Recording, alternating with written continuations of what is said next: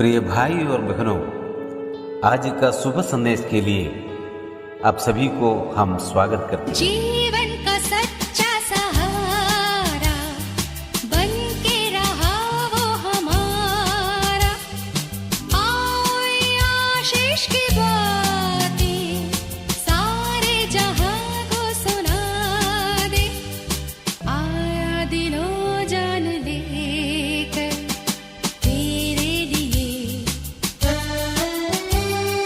मेरे लिए, तेरे लिए, मेरे लिए आया, आया वो इंसान बनकर, आकर के उसने बचाया, इंसान पे कुर्बान होकर, तेरे लिए, मेरे लिए। आज का संदेश ब्रदर क्रिस्टोफर स्वामी मुंबई से बांटा जाएगा। प्रार्थना के साथ सुनिए। एक और बार इस शुभ संदेश में आप सबका स्वागत करते हैं और प्रभु को धन्यवाद देते हैं। प्रभु ने एक और मौका मेरे जीवन में दिया है कि और आपके सामने परमेश्वर के वचन को बांट सकूं। और आज हम थोड़ा समय के लिए परमेश्वर के वचन की ओर मनन करेंगे, पढ़ेंगे। भजन संगीता उसका एक से लेके 3 तक। भजन संगीता उसका 1 अध्याय और 1 से लेके 3 तक। क्या ही धन्य वो पुरुष जो दुष्टि की युक्ति पर नहीं चलता, ना पापियों के मार्ग में खड़ा होता, ना टट्टा करने वालों की मंडली में बैठता है, परंतु वो यहोवा की व्यवस्था से प्रसन्न रहता है, उसकी व्यवस्था पर रात दिन ध्यान करता रहता है। वो उस वृक्ष के समान है जो बहती नालियों के किनारे लगाया गया है और अपने ऋतु पे फलता है और जिसके पत्ते कभी मुरझाते नहीं। इसलिए जो कुछ वो पुरुष करे वो सफलता होता है। इन वचन पढ़ने द्वारा परमेश्वर पिता हम सबको, हमारे हृदय को आशीष करे।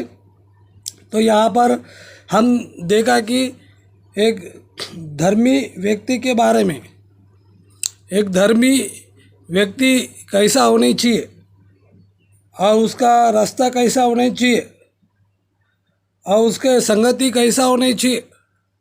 और यहाँ पर हम देखते हैं कि पवित्र आत्मा इस बातों को भजन संहिता में लिखता है कि जो धन्य व्यक्ति, जो आशीष व्यक्ति, हमने सबसे बड़ा आशीष क्या पाया हमारे जीवन में। जब हम उद्धार पाया तो सारे आत्मिक आशीषों को पाया है।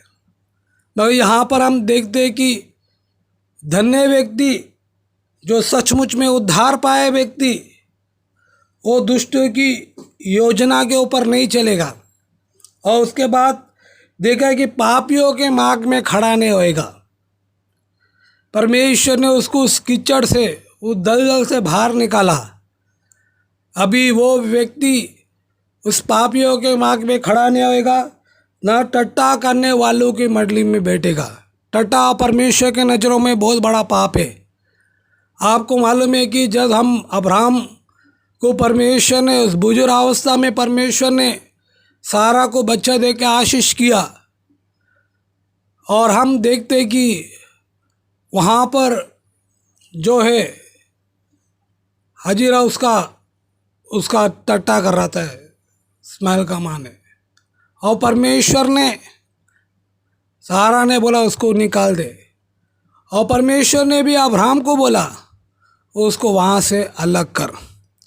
सिर्फ ये नहीं, मूसा के विरुद्ध उसका बहन, उसका भाई हंसी मजाक टट्टा किया, मूसा के विरुद्ध बोला, और परमेश्वर ने तीनों को खड़ा किया।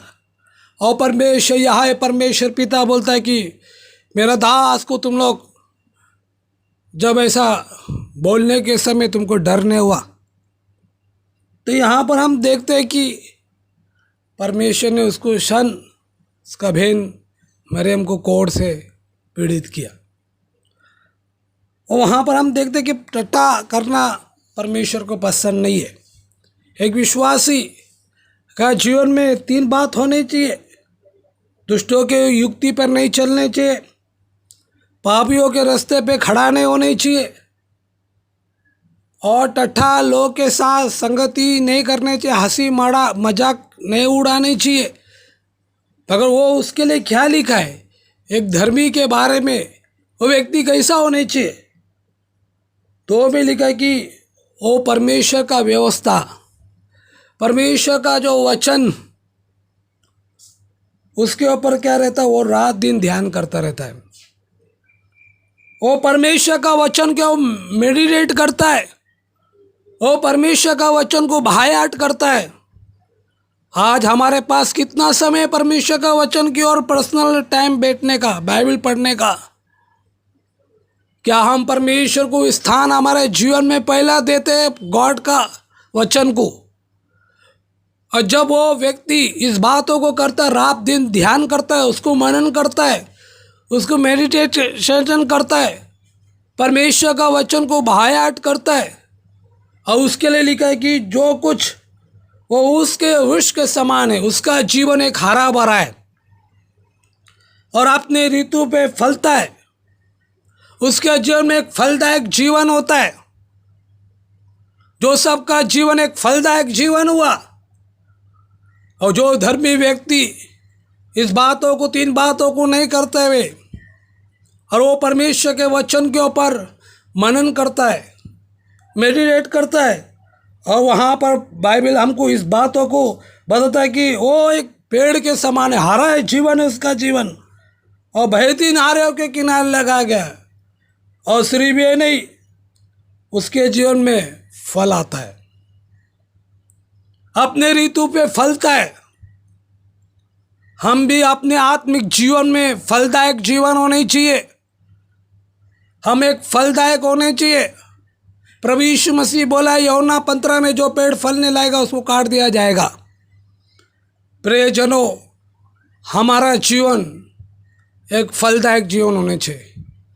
परमेश्वर जब देखता है स्वर्ग से हमारा आत्मिक जीवन को देखता है, हम आत्मा में कितना बढ़ोतरी है, हम आत्मा में कितने बढ़ रहे परमेश्वर के वचनों में, हमारा आत्मिक जीवन कितने ऊंचाई पे जा रहा है।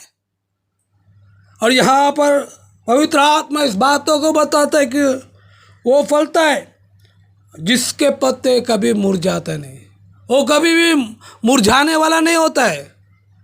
वो व्यक्ति सक्सेसफुल होता है, वो अपने जीवन में वो सक्सेसफुल होता है, क्योंकि वो गॉड को पहला स्थान देता है, वो परमेश्वर पिता का वचन को पहला स्थान देता है, और अपने जीवन में वो सक्सेसफुल होता है।